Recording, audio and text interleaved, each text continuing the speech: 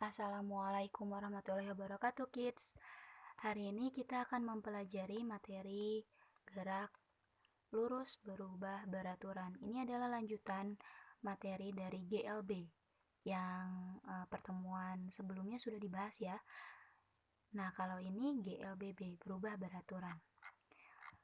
Setelah mempelajari materi ini, diharapkan kalian bisa mengerti apa itu GLBB, kemudian kalian bisa memahami konsep perubahan kecepatan atau percepatan. Yang ketiga, kalian bisa menerapkan rumus-rumus atau persamaan percepatan pada kehidupan sehari-hari. Misalkan, kalau kalian gak mau datang kesiangan ke sekolah ya, misalkan kalau belum COVID dulu, sebelum COVID. Nah, kalian tuh harus bangun jam berapa sih gitu. Terus kalau misalkan kalian itu mau pergi naik kendaraan umum misalkan keretanya berangkat jadwalnya jam sekian. Nah, kalian harus berangkat jam berapa dari rumah sampai ke stasiun biar tidak tertinggal kereta api. Begitu. Dengan memperhitungkan jarak dari rumah ke stasiun dan lain-lain. Oke, yang keempat, kalian harus bisa membedakan grafik GLB dan GLBB Kids.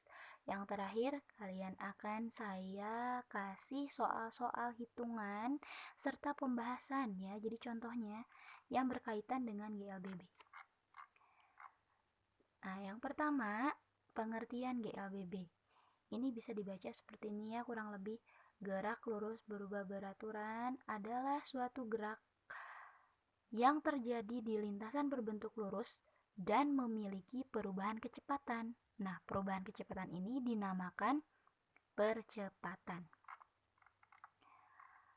Oke, GLBB itu dibagi menjadi dua. Yang pertama ada GLBB dipercepat, dan yang kedua itu ada GLBB diperlambat ya. Yang kesatu, yang dipercepat itu yang gimana sih? Yang perubahan kecepatannya itu bertambah. Ya, contohnya nih. Contohnya ini. Benda yang jatuh bebas dari ketinggian tertentu. Astaga, ya gerak-gerak nih. I'm so sorry. Oke. Mohon maaf ya. Oke. Benda yang jatuh bebas dari ketinggian tertentu. Contohnya ini, gambar ini. Ini adalah pohon buah apel. Buah apelnya ketika menggantung, dia masih menggantung di pohonnya, itu dalam keadaan diam. Diam artinya kecepatannya sama dengan 0. Nah, saat buah apelnya sudah matang, dia akan jatuh, ya kan? Jatuh nih, set ke bawah.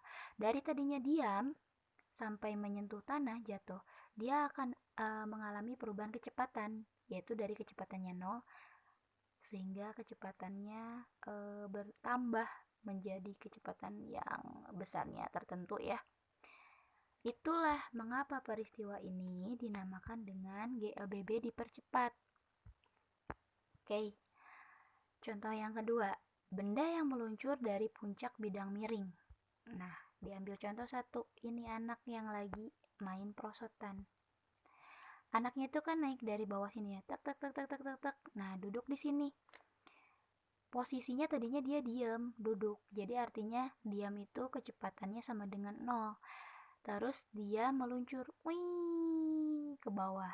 Nah, ada perubahan kecepatan di situ dari yang tadinya diam, kecepatannya 0 menjadi bertambah kecepatannya.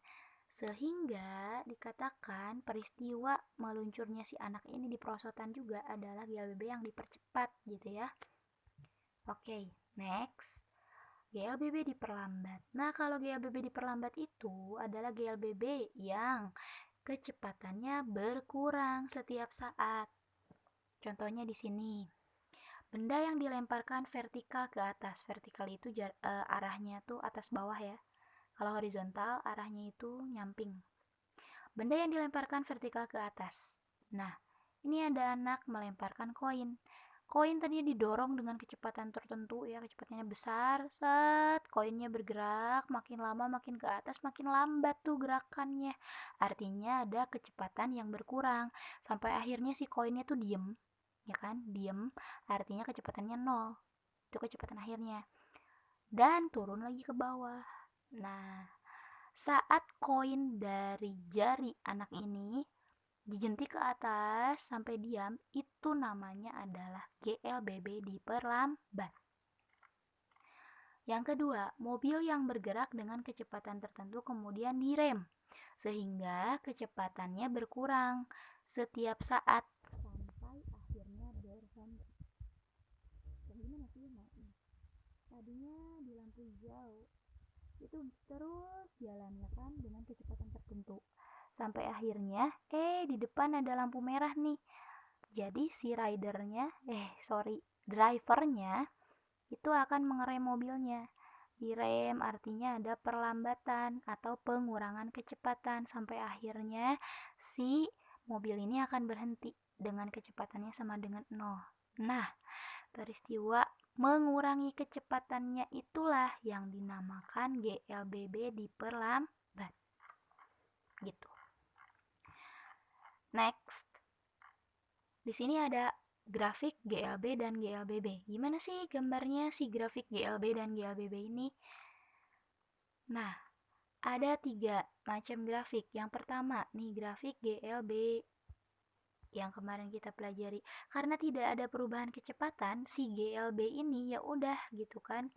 Garisnya lurus-lurus aja.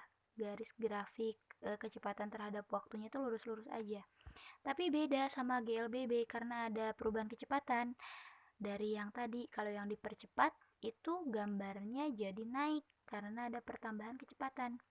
Sedangkan kalau GLBB diperlambat, itu kecepatannya menjadi turun, ya, atau berkurang, sehingga grafiknya juga seperti ini gambarnya. Nah, grafik ini diingat-ingat karena sering muncul di soal. Selain grafik ini yang sering muncul di soal-soal ujian, termasuk UN, apalagi? Nah, ini gambar ticker timer. Ticker timer tuh alat apa sih? Dia itu adalah pewaktu ketik ya, yang digunakan untuk mengukur suatu gerakan, apakah gerakannya GLB atau GLBB gitu. Kita lihat dulu dari yang dipercepat. Oke, dipercepat yang ini ya, yang tengah. Mohon maaf nggak urut. GLBB dipercepat. Dari tadinya lambat bergeraknya ya, titik, nunggu lagi, titik, nunggu lagi, titik, sampai akhirnya cepat, titiknya makin lama makin dekat jaraknya. Jadi gini, lambat, cepat. Nah, gitu digambarkannya ya. Lalu GLBB diperlambat. Nah, kalau GLBB diperlambat, dari tadinya cepat sampai di akhirnya lambat sekali. Sehingga titik-titik ini kalau kita gambarkan di grafik ya begini. Kalau di ticker timer ya begini. Kalau yang GLB ya udah kan dia lurus aja gitu, gak ada perubahan apa-apa. Kenapa? Karena di situ kecepatannya tetap sama ya, gini, datar aja, lurus, lempeng aja kayak gini. Next. Nah, persamaan dalam GLBB atau rumusnya ya. Yang perlu kalian tahu itu sebenarnya cuma satu rumusnya ini. A sama dengan delta V dibagi T. Ini doang. Nah, yang harus diingat itu delta V. Delta V itu apa? Perubahan kecepatan. Bisa diurai menjadi begini nih. Vitamin V0. Apa aja sih? Biar nggak pusing. Lihat keterangannya di bawah. V0 itu adalah kecepatan awal. Nih. Vt itu adalah kecepatan akhir. Nih. V0 dan Vt ini bisa digunakan untuk mencari delta V. Kemudian dua-duanya itu satuannya meter per detik. Ya. Kemudian S itu apa sih? Sekon. Nah, lalu ini delta V udah tadi dijelasin perubahan kecepatan. Ini delta T salah. Anggap tidak ada aja ya ini ya. Kemudian ini T sama dengan waktu. T itu sama dengan waktu. Satuannya sekon atau detik. Ini ya. Nah, ini A. A itu adalah percepatan benda. Meter per sekon pangkat 2. Ini ya. Kalau digambarkan menjadi segitiga seperti ini, ternyata satu rumus ini yang A sama dengan delta V per T itu bisa diubah menjadi 3 rumus. Bagaimana caranya? Nih, delta V ditaruh di atas, kemudian A sama T bersebelahan. Jika yang ditanyakan adalah percepatan, ya udah gitu kan. A sama dengan nih yang di atas dulu ditulis delta V dibagi yang di bawah T. Jadi rumusnya begini. Tapi kalau yang ditanyakannya delta V atau perubahan kecepatan, maka delta V sama dengan ini yang di bawah. Kalau bersebelahan berarti dikali. Nah, begini rumusnya. Lalu yang terakhir, jika yang ditanyakannya adalah T atau waktu, maka nanti si T ini akan sama dengan yang atas delta V dibagi A atau percepatan. Begitu ya. Next. Contoh soal. Contoh soal.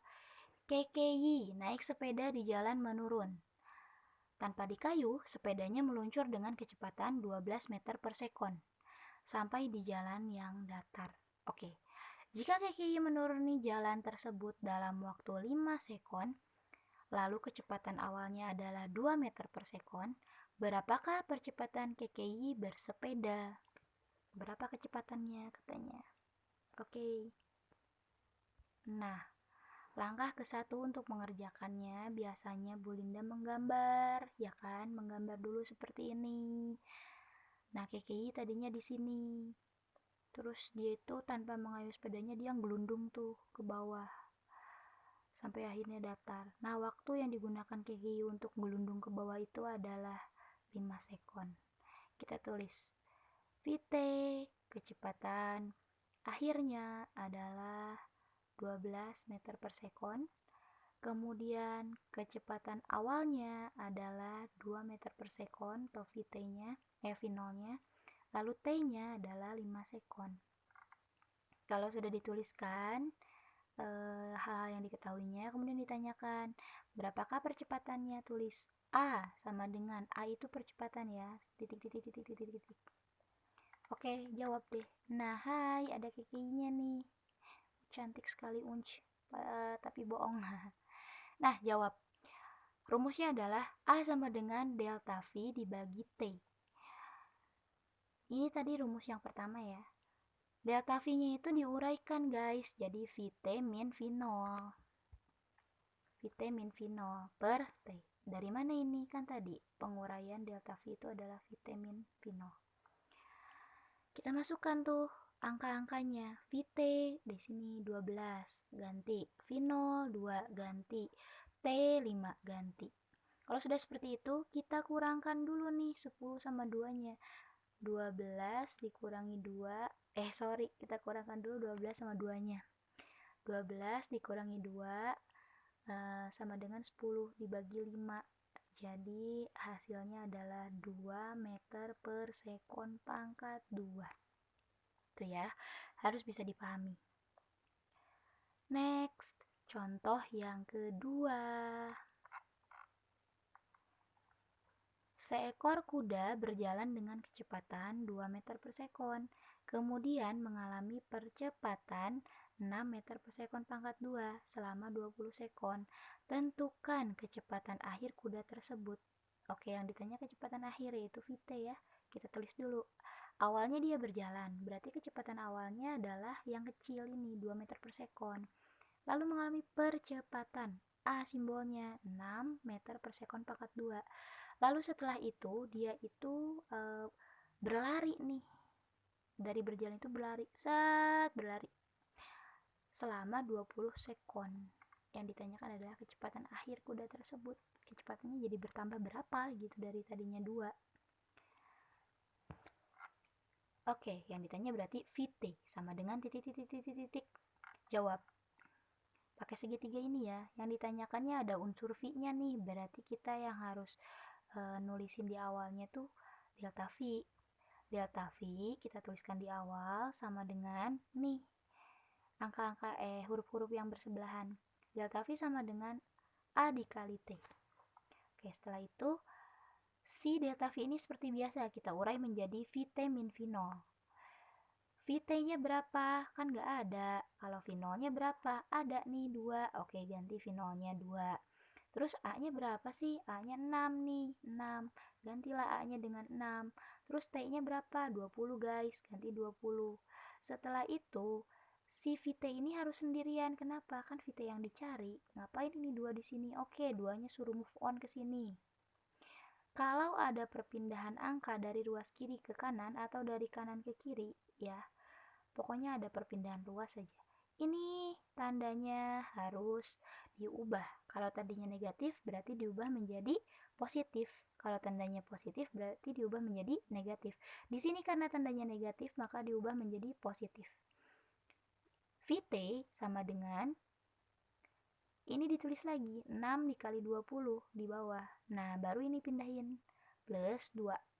Setelah itu VT akan sama dengan ini dikalikan dulu, ya kan hasilnya 120, lalu ditambahkan dengan 2, hasil akhirnya menjadi 122 meter per sekon. Ini tidak usah menggunakan kuadrat. Kalau tadi percepatan kan ada kuadratnya nih. Tuh. Ketemu lagi kayak gini. Sekian contoh soal dan pembahasannya. Sekarang kalian coba kerjakan soal yang ada di buku evaluasi bab 2 halaman 30 buku mozaik kalian masing-masing ya. Dikerjakan 15 soal. Ini nomor-nomornya. Soalnya hanya pilihan ganda semua ya, dan tidak hitungan semua. Jadi cuma ada beberapa yang hitungan, ada 3 atau 4 gitulah ya. Soalnya tidak usah ditulis, yang ditulis adalah jawabannya ditulis di buku, lengkap dengan caranya. Caranya tuh kayak mana? Yang tadi diketahui, tanya, jawab, diuraikan ya. Kemudian di sini tidak usah menyalin soal. Dikumpulkan melalui email. Emailnya ini ya. Kemudian materi yang kalian saksikan ini bisa kalian download. Di link downloadnya ada di akun G-School masing-masing ya. Thank you. Selamat hari Selasa. Selamat belajar maksudnya. Assalamualaikum warahmatullahi wabarakatuh.